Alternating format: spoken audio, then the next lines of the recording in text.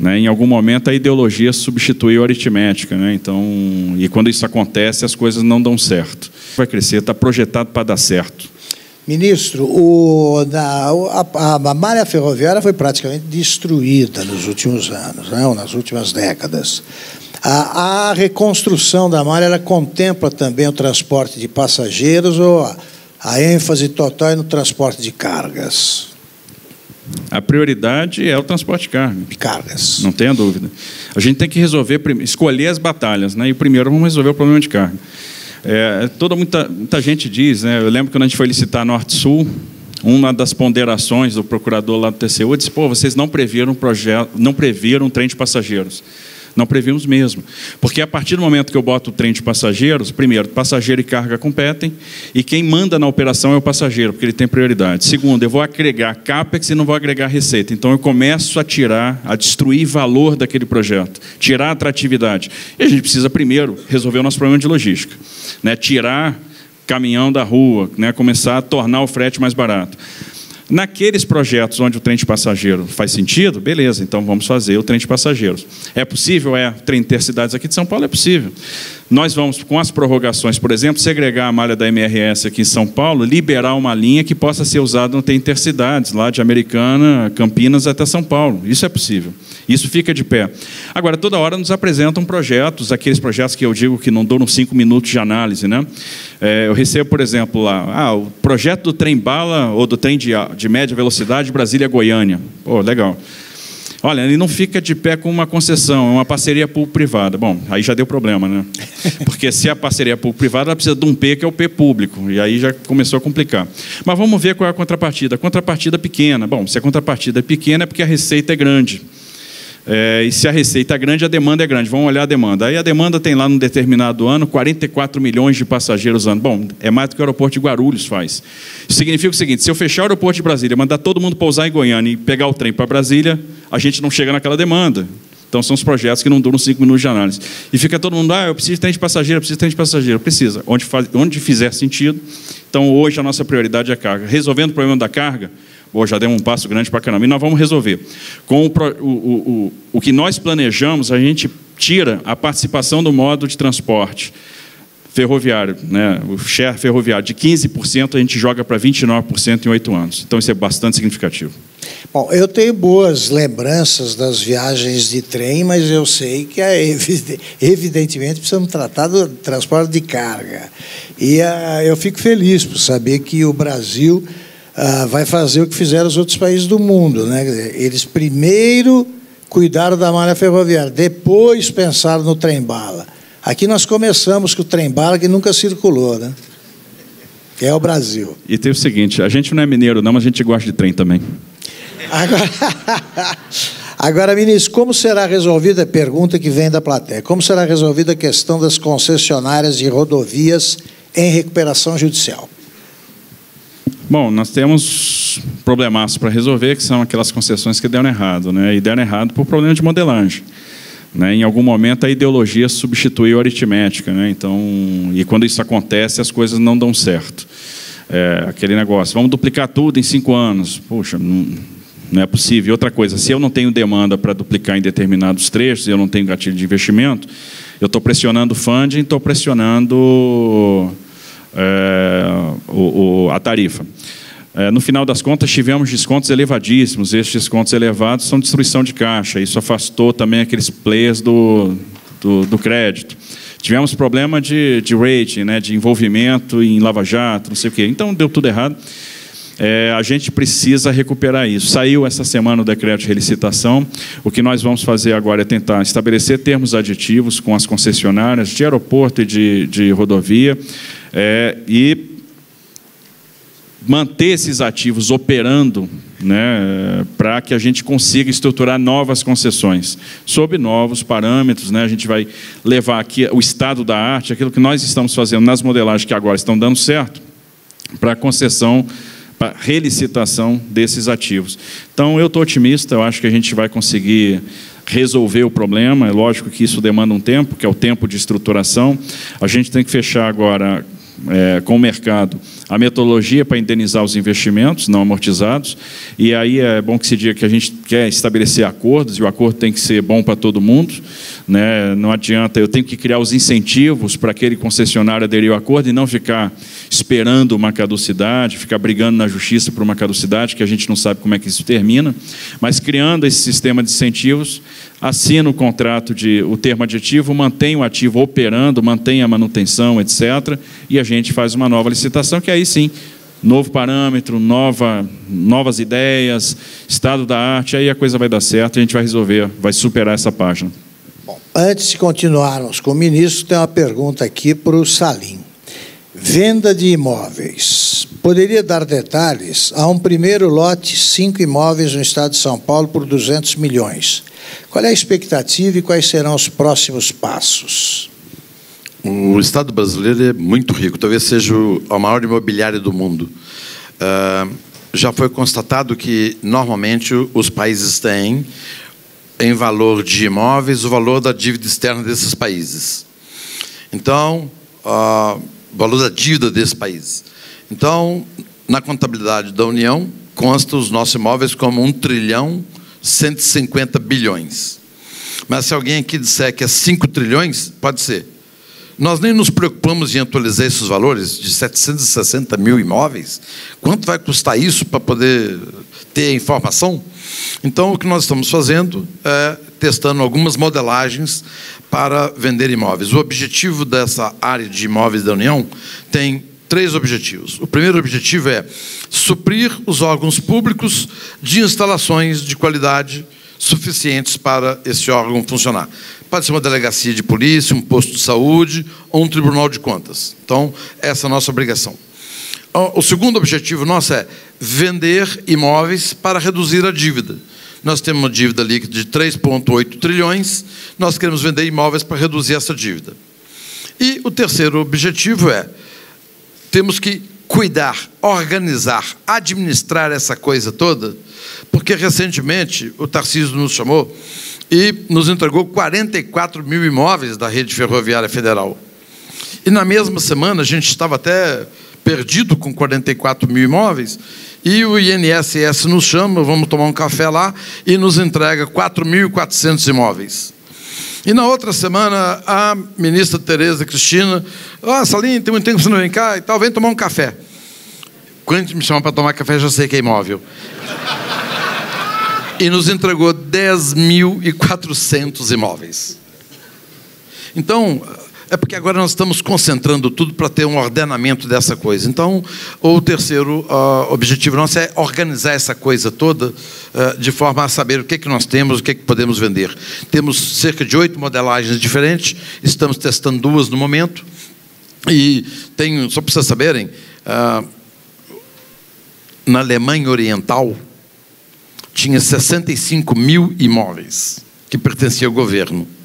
Porque nos países socialistas, o governo é rico e o cidadão é pobre. É mais ou menos como aqui no Brasil. O país é muito rico, tem 134 estatal, tem 760 mil imóveis, mas a população carece de serviços. Então, uma empresa somente chamada Cerberus, um fundo, comprou 65 mil imóveis da Alemanha. Então, o que nós temos que fazer aqui é algumas vendas por atacado. Nós temos uma enormidade de terra que deve ter tamanho maior do que muitos estados da federação. Então, nós temos fazenda, nós temos terras, nós temos imóveis para ser retrofitado, construídos nos anos 20, 30, 40, que precisa ser retrofitado. Nós temos excelentes áreas em centro de cidade, nós temos áreas em periferia, nós temos fazendas da Embrapa que eram feitas perto da cidade. A cidade veio e abraçou a fazenda da Embrapa e virou praticamente uma área central da cidade. Então, nós temos coisas valiosas. Então, nós estamos ordenando essas 760 mil coisas para poder verificar o que é aquilo que é viável, que a sociedade deseja, porque o imóvel vendido, a partir daquele momento, ele é um gerador de riqueza e de emprego. Quem compra vai cercar o lote, vai pagar IPTU, vai ter qualquer atividade comercial naquele lugar. Então, o objetivo nosso é vender o máximo possível de imóveis para a iniciativa privada. E que, se eu pudesse dizer o que seria o ideal, seria em cada imóvel da União uma placa assim: União, vende ou aluga. tratar 0800 ou o site. Em todos os 760 mil imóveis. E todo mundo quiser alugar ou comprar, a gente fazer isso. Porque é muita coisa. Então, eu acredito que nesses nossos 4 anos de governo, nós não vamos vender tantos imóveis assim, mas vamos fazer uma modelagem que é o legado, sim, um legado positivo de liberal. Para os próximos governos, para um pipeline de como vender imóveis. Perfeito. Vamos encerrar a nossa conversa com 2 perguntas para o ministro Tarcísio. Primeira, quando o preço das passagens aéreas no Brasil vai cair para padrões internacionais? Bom, quando a gente tiver competição. E a gente está no rumo certo para criar essa competição. O que afastava a competição? Primeiro, a questão da restrição do capital estrangeiro. Quebramos essa barreira, removemos ela. Então, nós vamos ter aí realmente novos entrantes que estão de olho no mercado nacional. E, claro, tem que olhar mesmo. O Brasil tem o 6º maior mercado de aviação do mundo, mas tem condição de ter o 3º maior mercado de aviação do mundo.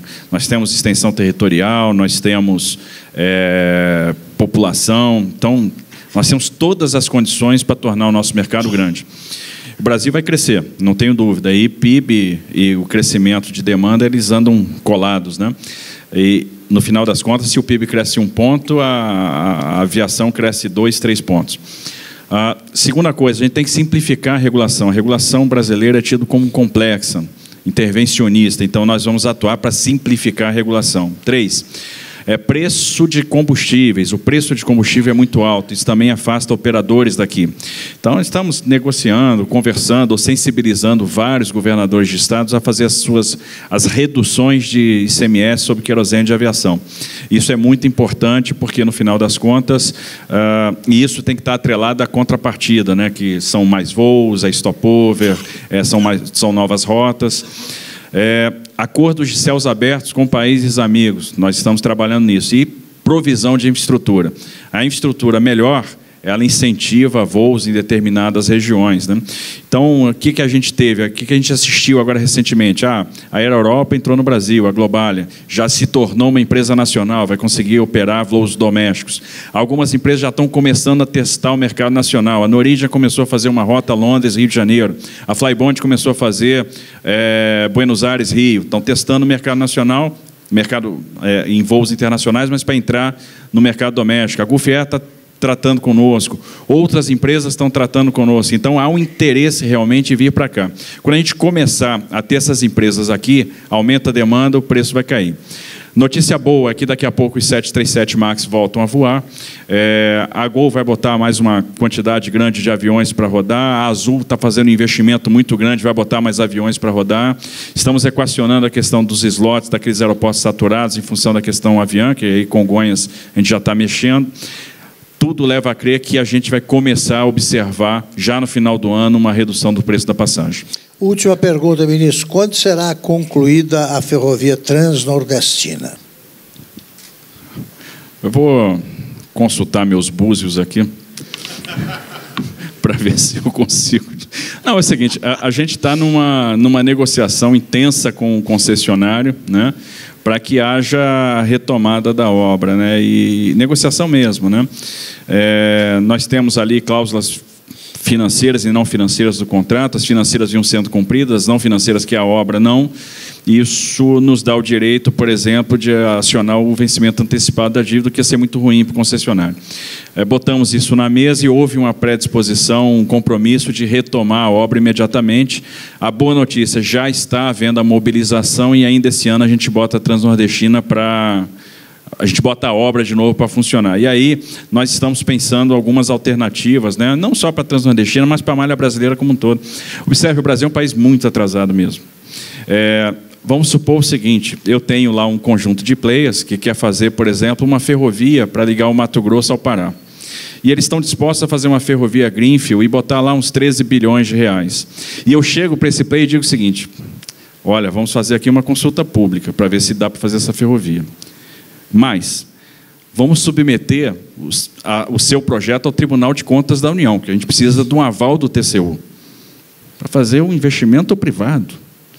E pior, quando acabar o tempo de concessão aqui, quando você amortizar seu investimento, devolve o ativo que ele é do Estado. Isso não existe em lugar nenhum do mundo. Ora, se ele quer tomar o risco de engenharia, se ele quer fazer o investimento, por que não autorizá-lo a fazer como é nos Estados Unidos? Ferrovia privada. Claro. Olha, a ferrovia é sua. Vou te dar uma declaração de utilidade pública, você vai fazer a sua ferrovia e vai ter a vantagem da perpetuidade. Isso é fundamental para quem toma uma decisão de investimento dessa natureza. Já é assim nos terminais privados. E hoje, quando a gente abriu os portos, começou a trabalhar com terminais privados, rompemos a barreira do porto organizado, permitimos que os terminais privados movimentassem carga de terceiro, o que aconteceu? Explosão de investimento. Eu já assinei esse ano mais de 20 contratos de adesão. E hoje 66% da carga movimentada no Brasil é movimentada em terminais privados. E nós vamos fazer as primeiras privatizações de companhias docas, porque é modelo de fracasso. Então nós vamos passar isso também para a iniciativa privada, que é uma quebra de paradigma importante.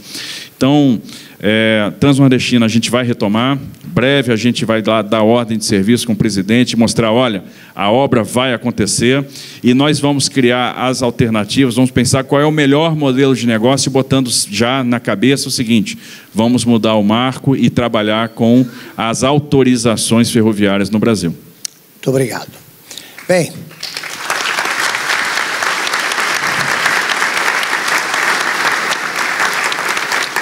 foi um prazer conversar com o ministro Tarcísio Gomes e com o secretário Salim Matar. Eu confesso que é a primeira vez que eu converso com o secretário que se diverte no cargo, como disse o Salim, e com o ministro que se sente feliz. Isso mostra que as coisas estão melhorando. Tá? Termina aqui o terceiro painel do nosso Macro Day, promovido pelo BTG Pactual. Muito obrigado a vocês. Obrigado.